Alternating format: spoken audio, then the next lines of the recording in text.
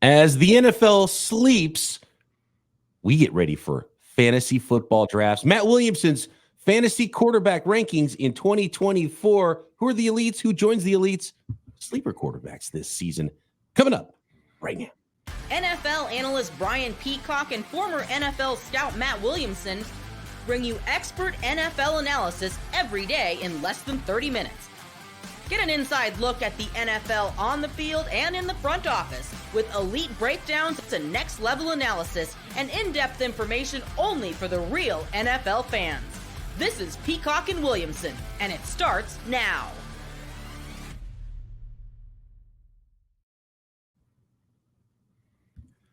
Welcome to the Peacock and Williamson NFL Show. Brian Peacock alongside Matt Williamson at BD Peacock at Williamson NFL. Thanks everybody for making us your first listen on the Locked On Podcast Network, your team every day. We love our everydayers, and we love it when you hit that subscribe on YouTube or wherever you are listening to this podcast. Today's episode of P&W is brought to you by Game Time. Download the Game Time app, create an account, and use code LOCKEDONNFL for $20 off your first ticket purchase. Terms apply. All right, some folks may call this the P&W fantasy rankings for Peacock and Williamson. I'm going to call it the TNC fantasy rankings for Turks and Caicos, where Matt Williamson was with his toes in the sand. Maybe a few. We'll try to figure out at what point you had that extra round of pina coladas at the beach with these rankings. We'll see if they go off the rails at all, Matt. Your first edition, 2024 fantasy football rankings. We're starting with the quarterbacks. Who are your guys at the top? Yeah. So, we spent a lot of time together. Vacation was great, but the four of us saw quite a bit of each other, the Williamsons. And by about day 5, I was like, maybe I'll do a little project and just kind of sit here at the desk and no one will bug me. And I'll start putting names on paper for the first time. So this is the roughest of drafts, of course. We're going to do all 4 positions probably in the next week or so, depending what else cracks. But it's a very slow time in the NFL, of course. So it is officially fantasy football season. I mean, I urge you guys to check out Best Ball Drafts on Underdog, but it's time to start doing research. And I also want to take the chance, too, because fantasy football has come so far. And even if people don't play, which is a minority now, you can learn so much from all these great analysts and all the analytics that's being done all over the internet and podcasts that, there's a lot we can all learn from each other. And a lot of it comes from the fantasy community. Yeah, no, fantasy, even if you don't play, and it's funny because I used to write about fantasy and get paid to do it. And I play so little fantasy now. I play as little fantasy football and baseball now as I did when I first started doing it, 20 years ago, and was in my first leagues. I'm in one football league, and I try not to add any more football leagues. I'm in one baseball league that's been going on for 15 years that I founded, and I don't even want to be the commissioner anymore. I was like, somebody else do it, or this league's done. I'm not doing it, right? So I try to spend time with my child and less time doing fantasy stuff. But the fantasy community has really added so much and helped drive some of the analytical side of things and so much great information just for the average football fan that's not playing fantasy. But you do have to realize sometimes people throw in stuff that's really pertinent for fantasy that might not be as pertinent. And these are not, this is how good these quarterbacks are rankings. Right. These are fantasy football rankings. So remember that when you might see a guy that you think is too high. We're talking about how many points they're going to collect in fantasy football. There's a lot of ways to collect points in fantasy football. I have to take a quick aside here. We'll get to the quarterbacks. They're not as extensive as a position as running backs and receivers. But 2 stories. I've told this one before. Like, I was in like the year 3 or 4 at ESPN, and I went to the fantasy editors. I'm like, hey, I want to get involved. I've played a long time. And they're like, Matt, you were a scout in the league. That's beneath you. You're not doing that. Meanwhile, Matthew Berry's getting rich doing the exact same thing, and it's just changed so much. And to go back to how far I've been doing it, I remember my first ever fantasy draft, my first round pick, everyone laughed at me. I'm like, I'm going to take this rookie out of Ohio State, Eddie George, that's how long I've been doing it. And our commissioner used to wait until Tuesday morning. He'd buy a USA Today, add up every stat by hand, write it on a piece of paper, stick it in the mail, and you'd get it like 2 days later to see if you won your game. I remember hearing about this old on pen and paper leagues, and there's a few stats, very standard. Yes. And I didn't start doing it until the internet helped out. There was it was called Sandbox, I think it was the place where we played fantasy football first, and then it jumped to Yahoo or whatever after that. But yes, Sandbox, I believe, is what it was called, and I think that company might have been bought by another company at some point. Okay. I don't know. This is early 2000s, maybe even 1999 or 98 even, but probably early 2000s is when I first started doing fantasy stuff, and then started getting more into it after that. But it's funny how much the industry's come, and there's things like podcasting that has helped it as well, because people can find exactly what their niche is, and some people care more about fantasy football than real football. It's the opposite, right? A lot of people, I'll talk with my family members, and they're like, the game's cool, but this is what happened on my fantasy team, dude. I was so close. I had this, and what's funny is nobody cares about your fantasy team either, which is another golden rule. But everyone cares about their own and their own league quite a bit. So for your fantasy drafts, how are we drafting these quarterbacks in 2024, Matt? What do your rankings look like at the top? Who's your number one? Josh Allen sits alone. I mean, from a fantasy and real life perspective, he reminds me very much of Cam Newton, and people that were playing at that point. Newton was like a top 3 guy for 5 years in a row. Big, strong, touchdown machine. Allen's an even better football player. Maybe them drafting a big back in the middle rounds hurts his touchdown production a little, but I think he stands head and shoulders above everybody else. Maybe even throw more than they have in the past. Maybe. If they're down in some games, because this is, it's a roster that might have taken a little bit of a hit this year, and throwing from behind is not a bad thing for your fantasy football quarterbacks. No, you're right. And his weapons are a little questionable at this point, though, compared to the rest of his career. Josh Allen's one, and it sounds like he may be even just a tier by himself. Is there a tier I think so. after Josh Allen? I think he's alone. And the next two I changed this morning. I've really stood on the table for Anthony Richardson as my 2. And a lot of people give me some blowback on that. Like, he can't even finish a game, Williamson. What are you talking about? But with quarterbacks, okay, maybe he gets hurt in week 5. I can go get the 17th guy on this list. Me drafting a guy that's injury prone, a quarterback, isn't that big a deal compared to other positions. You can get quarterbacks. They're very replaceable. So I'm going to swing for the fences on those guys. But I did replace him at 2 with Jalen Hurts. So I think they're in their own tier. And that's not any question about Richardson or his fantasy production. He's the perfect example of a better fantasy than real life player. But I've really gotten bullish lately on the Eagles. I think the Eagles are right there with the Niners, and I think they're being slept on a little bit as a team. I think they have a chance to be exceptional this year. I think they might get less tush pushes, which I don't think is great for Hurts, but he's got great weapons, great line, dump off passes to Saquon. He's pretty safe. And of course, all 3 of your top quarterbacks are really good on the ground and get a lot of points, get touchdowns, get yardage on the ground as a runner, which is just so valuable in fantasy football for those quarterbacks. And I think a lot of people will perk up, even in the fantasy community, seeing Anthony Richardson even as high as number 3. And you're telling me that you might have had him at number 2. Were you already that deep in pina coladas when you started this list, Matt? But you really believe in Anthony Richardson, even though we haven't really seen a lot of him in the NFL? It's such a small sample size, but I mean, the eyeball test backs it up. I mean, if you just look at, breaking it down to the lowest common denominator of things like fantasy points per snap, he's like off the charts. I mean, he's number 1, and I don't think his style of play is going to change. Even if he only has a 55% completion percentage, we don't really care about that for fantasy. If he creates big plays with his arms and the leg stuff that he obviously provides, I might put him back at 2. I mean, again, I swing for the fences, and I more at quarterback than other positions. All right, more quarterback. Which is way higher than most people have Richardson, by the way. Yeah, as you say, it's higher than his ADP. He's going to be on Williamson's fantasy rosters out there. He's a fascinating player. And I will say about Anthony Richardson, my immediate takeaway from him as a rookie last year was like, oh no, he is going to be a problem. He's going to be really good. Not because he's big arm, not because he's athletic, and those things are obviously a big part of it. But I saw a guy that it didn't look like he was going too fast for him as a rookie. Exactly. And it's so unfortunate he didn't get that full rookie season because of injuries. Is that going to be something that dogs him because he's getting hurt a lot, because he runs the ball a lot? You've got to be smart. There's another quarterback that's been the best runner we've seen, at least since Michael Vick. He's not at the top of your list. We'll talk Patrick Mahomes. We'll talk Lamar Jackson and a whole lot more of Matt Williamson's quarterback rankings, fantasy football style, in 2024 next.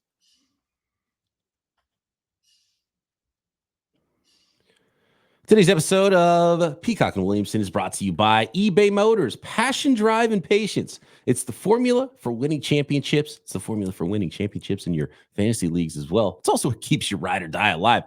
eBay Motors has everything you need to maintain your vehicle and level it up to peak performance. Superchargers, roof racks, exhaust kits, LED headlights, and more. Unfortunately, you can't find dual threat quarterbacks at eBay Motors, but you can find everything else for your car, whether you're into speed, power, or style. eBay Motors has you covered. With over 122 million parts for your number one ride or die, you'll always find exactly what you're looking for. And with eBay Guaranteed Fit, your part is guaranteed to fit your ride every time or your money back, because with eBay Motors, you're burning rubber, not cash. With all the parts you need at the prices you want, it's easy to make your car into the MVP and take home that W. Keep your ride or die alive at ebaymotors.com. Eligible items only. Exclusions apply. eBay Guaranteed Fit, only available to U.S. customers.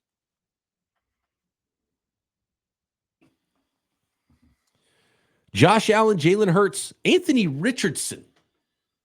Who's number 4 on your list, Matt? Quarterbacks, fantasy football, 2024. You mentioned tiers. So I think these next 3 are tiered together for me. And the third member of that tier I have way higher than most. I don't think these next 2 will shock anyone. Mahomes, Lamar. They're staples. They're safe. They're probably going to be top 5, top 6 fantasy quarterbacks. I love that the Chiefs have added more of a vertical element in Worthy and Brown. They were lacking that last year. Obviously, Mahomes will run, not like Lamar. But Lamar, even though he won the MVP, was a little down by fantasy standards. Like, he's become maybe a little bit better football player than fantasy player. And now Derrick Henry there has to take away a couple of his rushing touchdowns. Right. So that's, if people are asking, well, it's like, well, wait a second. You got Anthony Richardson 3. What about Lamar Jackson, who's the original, athletic running quarterback, dual threat? And you just laid out why. Patrick Mahomes, Lamar Jackson, though, they're money in the bank. You know what you're going to get with those guys. You're reaching for upside, though, with your top 3 guys. And you're telling me there's even a tier after Anthony Richardson before Mahomes and Lamar Jackson? Yeah, I'm adding Kyler Murray to my tier 3. Allen's in a tier himself, Hurts and Richardson. And I know, like Richardson, I'm way higher on Kyler Murray than most analysts out there. And I urge people to just rewind 365 days. I mean, at this point last year, we were talking about Kyler Murray's going to miss the whole year. The Cardinals are the worst team we ever saw. They're going to end up with Caleb Williams and go from there. They're not going to win a game. And he came back midseason and was quite good with no O-line. Not much in terms of weapons. Now you give him Harrison, you give him a healthy offseason. And frankly, one of the biggest surprises to me, which is more of an NFL nugget than fantasy, I was very impressed with the Cardinals coaching staff on both sides of the ball. They got a lot out of very little talent, and now you're actually giving them some talent, and we know he runs. The Cardinals and Kyler Murray are a pretty fascinating team here in 2024. And I tend to agree with you. And I tend to agree that some of your best buys right now in fantasy football are probably Anthony Richardson and Kyler Murray. You have them ranked that way.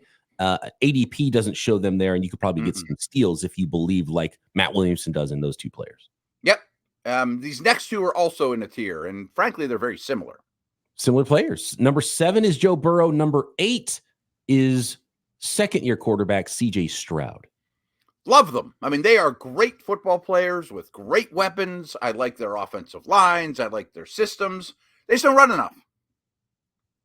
Which is why they might be better real-life football quarterbacks than fantasy football quarterbacks. You're going to get that ground yardage, ground touchdowns with the quarterbacks ahead of them that you're not going to get as many of with C.J. Stroud and Joe Burrow, even though they are pretty athletic quarterbacks in their own right. CJ Stroud is one for me because like he could reach the stratosphere this year too. So he's a player that if I'm in this area of the draft, I feel really good. And I think there is probably even a deep tier after CJ Stroud with his top 8. I would love to have CJ Stroud with the idea that, man, if he can build on, and look, he might go the other way. Quarterback development is not linear, but if it is linear in his second year for CJ Stroud, watch out what he could be. And they got weapons for him, man. Like I'm all in on what the Houston Texans are doing this year. I agree. The problem is Burrow and Stroud have to like throw 40 touchdowns to keep up with Lamar. You know what I mean? It's just and they might, but the rushing is such a cheat code. They just don't have enough of it. Who's rounding out your top 10 then here after Joe Burrow and CJ Stroud? Number 9 is we're going rookie quarterback Jaden Daniels. And then number 10, a guy who just got paid quite a bit of money, is Trevor Lawrence of the Jacksonville Jaguars. Where's the tier? Where's the next tier in that 9 through whatever, starting with Jaden Daniels for you? So my initial impression, just as this quarterback class as a whole for fantasy, is those top 8, you're very comfortable with your starter. You know, even Stroud and Burrow, even Murray. From this point, it gets to be a lot of options, but there's a lot less safety to it. You know what I mean? And there's not that much safety to Anthony Richardson. I will say that. That's true. That's very true. A lot of directions, but the ceiling is quite high. Yes, that's very true. I mean, that's a swing for the fences. Kind of like Richardson, I think Daniels is going to be on a bad team with a bad O-line. I really worry about his durability. I mean, he takes a ton of shots, and he's going to be even worse at the next level. He's about 30 pounds lighter than right. And could he run for 750 yards though? And if he does, he's going to be a top 8 quarterback. So I think that's possible, and his receivers aren't bad. Trevor Lawrence, where you at with him? He just got paid. Is this the year that he kind of becomes the guy everyone expected him to be coming out of college? I think his ADP is right around like quarterback 17, and I have him at 10. A lot of it's because these next couple names I just have some question about. I think, like, if I was buying stock, I'd be buying Trevor Lawrence stock. I just think he's a much better player than public perception, let alone the average fantasy player gives him credit for. I think his circumstances have hurt him more than he's hurt his circumstances, so to speak. Right. I think, their receivers are fine. Ingram, Brian Thomas, Kirk, but he runs more than you think too. I mean, would I be thrilled with Trevor Lawrence as my starting fantasy quarterback?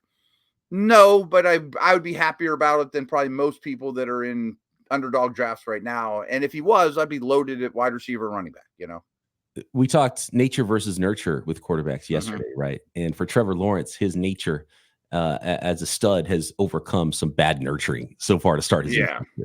Like I saw, it's a small thing, but I saw somebody tweet that EPA lost by dropped passes. It's Trevor Lawrence for the most, and then there's this huge gap of whoever's number 2. Like little things like that won't keep up, Yeah, and forgetting the whole crazy rookie Urban Meyer disaster of a season, a lost rookie season might even have set him back a little bit. And so trying to, come back from that. So interesting. Trevor Lawrence could go a lot of directions again, but I'm pretty bullish on Trevor Lawrence. So I'm with you there. But this this whole tier of guys, I mean, again, there's a lot of players that could go a lot of directions here. There's one that is shocking to me. It's not the next one, Dak Prescott. I think this is the right spot for him. I think if there's any quarterback, we know exactly who he is in the NFL right now. It's Dak Prescott. And they throw a lot. I mean, I don't trust their running game. Their offensive line's a work in progress. He's another year removed from those awful injuries. He doesn't run like people think, but he's going to throw the ball to CeeDee Lamb a lot. Jordan Love at 12. Some volatility here. We've only seen a half a season of really good football. We know he's got ability. He was a first-round pick for a reason. But now teams get to watch the tape and have some adjustments as well. So I could see this being a little bit of a difficulty of trying to figure out the adjustments to the adjustments. It was a really young offense that now takes another step here together with Jordan Love. So I'm excited about Jordan Love, but I don't really know where to rank him. So this is probably a tough one for me. How tough was it for you to put Jordan Love here? And you got him as a QB1 in 12-team leagues. You got him at number 12. He was really hard. And frankly, I had Brock Purdy right behind him. You can make a case for either, to be very honest with you. You mentioned with Stroud, development with quarterbacks isn't linear. Could Love take 3 steps forward last year and take a small step back this year? It's possible, but I do trust that coaching staff. I think he runs a little bit more than Purdy. Both of them, though, Purdy's going to throw a lot of touchdowns. I mean, as you know better than anyone. So I was kind of torn who to put at 12 there between those two. And the 49ers, attempt the fewest passes in the NFL. I know that kills him. You have to have crazy efficiency to even get Brock Purdy here close to a QB1 range, but he plays that way, and he's got all the weapons to play that way, and the offense is great, but the efficiency has to be amazing because the volume isn't there. Could the volume start to creep up with young Brock Purdy, especially after they pay them? I don't know. We'll see how things go with the 49ers. I think there could be a little more volume with Brock Purdy this year, but obviously as volume goes up, the efficiency usually suffers anyway. So I think Brock Purdy's in the right spot. And that's what brings me to Justin Herbert. Is I think he's a top 5 NFL player, but boy, the writing, they're just putting it on billboards. All we're going to do is run the ball, which I think people are overreacting to. Like, they are going to pass the ball. It's going to be 3rd and 8, but I think his volume will go down massively. And I hate his weapons. And this is the one that I think people will be shocked by. And people are going to draft Justin Herbert just because they know he's a great quarterback and great talent. But you have him at 14. You have him as a backup quarterback in 12-team leagues here, Matt. And some people might be shocked by that, but you're ranking Jim Harbaugh as much as you're ranking Justin Herbert here. Yeah, I hate his situation for fantasy. I love the football player and the line he's playing behind, and his future, I think, is really bright with Herbert and Alton Slater protecting them once they add more. But I can't see a high number of touchdown passes. His rushing is going to be so-so, not bad, but I mean, they're going to run the football. That brings us to number 15. We'll finish up Matt Williamson's list. He's got 28 quarterbacks ranked 15 through 28 fantasy football QBs in 2024. And who might be that sleeper, potentially even league winner for you this season next? Today's episode of Peacock and Williamson is brought to you by FanDuel, America's #1 sportsbook. Summertime, it means baseball. NBA draft just happened. Got Major League Baseball draft, NHL drafts. Big draft season right now. Me being a draft guy, I always got to check in on all the drafts. And you can find lines on all those drafts and props for all those drafts at FanDuel. But of course, it's baseball. We got games every single day all summer long. And right now, new customers get $200 in bonus bets with any winning $5 bet. That's $200 you can use on everything.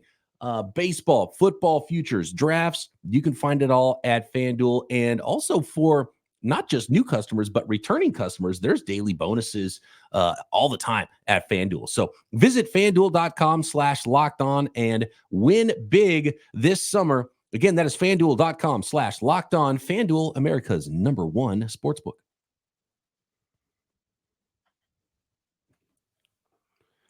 We are on to number 15, Matt, and that is your second rookie, and that is Caleb Williams. He's a guy that could come out of the gates hot. Like it shouldn't shock anybody if he's this year's CJ Stroud, but just because we saw CJ Stroud last year, Matt, I think people should remember that rarely happens.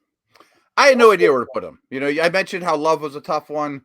I could make a case that Caleb Williams could be there with Love and Purdy and ahead of Herbert, or maybe he should be behind these next guys that are kind of older and stable but don't run. I love his weapons. I mean, I expect there to be growing pains, but he's an immense talent. I mean, is this the right spot? I mean, I bet I move him all over the next couple of months. This is the perfect spot. I think you nailed this because things could go great. He is a rookie. There's going to be volatility week to week, and he's an athletic guy, makes plays on the move, but he's not a let's go run and score a bunch of touchdowns quarterback either. Mm-hmm. So it's going to be growing pains here. And at this point, you're just hoping that you hit huge with him, and he's probably going to be your second quarterback selected. And if he's your first quarterback selected, then you're probably just a Bears fan and you're hoping beyond hope. Right. Like if I have Dak or Love or Purdy as my first one, I might jump back into on Williams quickly as my backup, you know. Jared next two are really similar. Yeah, Jared Goff and Tua Tagovailoa are 16 and 17 on your list, and you're kind of just, you're voting for upside with Caleb Williams. If gun to my head, if you said who's going to have more fantasy points this year, Goff, Tua, or Caleb Williams, I'd probably pick Caleb Williams third, but I would hope that at some point mid-season, it's like, oh my God, this guy's a star, and he's worth starting for your football team. Jared Goff, you kind of know who he is. Tua is dependent on a lot that's around him and is not going to create a ton of points on his own, which is why he's in the backup range for you. That's why these two are right together. I mean, super well-designed offenses. They don't run at all. I mean, neither one of these guys is going to have any rushing production. Maybe they end up with a touchdown or two between them on the ground, but they're throwing to Tyreek and St. Brown and Laporta and great designed offenses. I mean, Tua led the league in passing last year. Do you know where he finished in fantasy No. points, being the league leader in passing, because it wasn't number one. I would guess 10, but I might be very off on that. I mean, he wasn't the league leader in touchdowns, but he had plenty. That's just off the top of my head. But 0 rushing is hard to overcome. Right. 0. Deshaun Watson at He's number another tough 18 one. for you, and you got him one spot ahead of Matthew Stafford, and Aaron Rodgers, for that matter, finishes out your top 20 here. Some older quarterbacks here. Deshaun Watson's the interesting one. He sticks out like a sore thumb because there's a couple old guys behind him that are all kind of the same too. To be honest with you, Deshaun Watson won't be on any of my teams. And I just because you don't want to root for him, or because for every reason. I don't yeah. believe in him being anywhere near the guy, because even ranking him at 18, you still think some of that Houston Texans version of Deshaun Watson's in there. I haven't seen it for 5 years, so I don't know why I would expect it to come out now. So I've gone back. He's another tough one, and he probably won't end up on my teams either. But boy, I mean, the writing is on the wall in Cleveland, especially with the Chubb injury. We're going to throw the football more. I mean, I think that his volume goes up. I don't trust him at all. I don't think he's been good for 5 years. I think that if he's ever going to do it and maybe run more, it's this year, because it's make or break time for his career. I tend to think it's going to be a break and not a make. And, again, these guys behind him are super boring, but I almost had him at like 22. And the reason I wouldn't have Deshaun Watson, because if I'm drafting in this range for a backup quarterback, I'm taking Stafford or Rodgers all day long, because I know that I feel really good about them. You got a bye week or whatever, an injury to your top quarterback. You feel good you're going to get a good result from Aaron Rodgers or Matthew Stafford, and they've got plenty of weapons to throw to on their teams. Yeah, and I have Kirk Cousins at 21, Stafford 19, Rodgers 20, Cousins 21. They're collectively like 115 years old, right? But they're going to throw a lot of touchdowns to good receivers. They're not going to run at all, though. A Pittsburgh Steelers shows up on your quarterbacks list at number 22, Russell Wilson. And I'm going to just go through the bottom of your list real quick here. Russell Wilson 22, Geno Smith 23, Derek Carr 24, Will Levis 25, Baker Mayfield 26, Daniel Jones 27, and the last player you have ranked is Bryce Young at 28. So talk to me about. I've avoided the Raiders and Vikings and Patriots. Some of those teams, Denver. See who the starters who's going to win the job, or who's going to play when, and when they do play, it doesn't matter, because you don't want to win a fantasy team. Very likely. And along those lines, I'm very convinced it will be Wilson, not Fields, for the Steelers. And he doesn't run like he used to, but he threw 26 touchdown passes last year, and they sat him for the last 2 games. Like, he still puts the ball in the end zone, which Steelers quarterbacks haven't done for a long time. Let me ask you this. If Justin Fields takes over at quarterback at some point, where does he rank? Because he's much more valuable from a fantasy perspective because of his running ability. Probably ahead of Jalen Daniels. It's 9. Wow. So he instantly becomes a QB1. So fantasy players want Justin Fields. And do you stash Justin Fields just in case he gets that job? I can't help myself, but yesterday on Locked On Dynasty, one of the segments we did was, which backup quarterbacks are you stashing for Dynasty Superflex? And he's definitely tops on the list. I mean, some of the other names were like Trey Lance, Jameis Winston, guys like that, Drew Lock. But like, Fields is by far the most valuable backup quarterback in the league right now. So let's say you're on the clock and everybody else has a quarterback 1 and a quarterback 2, Matt, and you're sitting there and you have the last pick in the draft and you want to draft a backup quarterback. Are you going to draft Russell Wilson, or would you just draft, and we're talking about a redraft league, or would you just draft Justin Fields just in case Russell Wilson breaks his leg in week 1? Certainly an argument for both. I mean, if you want to be super safe, it's Wilson, because I think Fields is going to see the field even the games Wilson starts, which isn't good for. I mean, I think there'll be some sort of Justin Fields package. Who knows? Knock on wood. Being a kick returner, is that a real thing? No, Cordell Patterson's a kick returner. I mean, and Fields laughed at that. Tomlin laughed at that. I mean, like, no. But I think he will touch the football every game. And who knows? I mean, he's older, he's smaller, but Russell Wilson's been like the most durable quarterback in the league. So who's your favorite sleeper here at the bottom of the list, and why is it Will Levis at 25?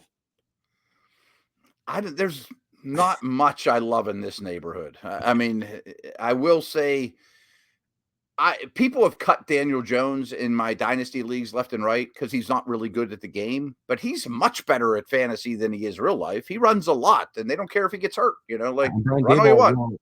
Brian Dable wants to utilize a quarterback and let him run and use that value. And so, yeah, I could see better line backup, even though I would probably try to. So maybe Daniel Jones is the answer. Could he take a step up as a passer? He's got a true number one potentially if Neighbors can develop that quickly. Maybe Daniel Jones is your sleeper league winner quarterback, Matt. I mean, he was the last year he started right before he got the contract. I think he threw like 14 or 15 touchdown passes, which is horrible, but he ran for like 600 yards and was like quarterback 11 or 12. Yeah. That's all, that's enough. And they designed a lot of runs for him. He's a very good athlete. And the very last guy on your list is Bryce Young. Any hope there for you? Or could you see like, oh, here he is, Bryce Young. Here's his fantasy value. I think he'll go from one of the worst starting quarterbacks in the league in real world to the 23rd best. I think Canales will help him. I think Deontay Johnson will help him tremendously. The interior of the O-line's legit. Brooks is a smart pick, even though it's trading up for a running back. I mean, the nest is a lot better. He was never for me, but, That is Matt Williamson's early 2024 fantasy football quarterback rankings. I'm going to run through them real quick if you missed any of it. Josh Allen, Jalen Hurts, Anthony Richardson, Patrick Mahomes, Lamar Jackson. It's the top 5. 6 through 10. Kyler Murray, Joe Burrow, CJ Stroud, Jaden Daniels, Trevor Lawrence.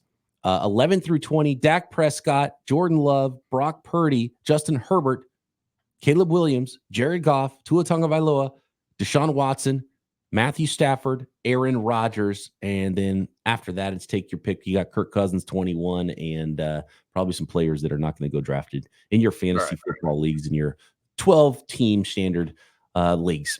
That is Matt Williamson's rankings. If you love him, if you don't like him, let him know. At Williamson NFL. Only if you love him, let me know. At BD Peacock. Drop a comment on YouTube. Make sure you subscribe while you're there. Matt and I back tomorrow right here. Peacock and Williamson.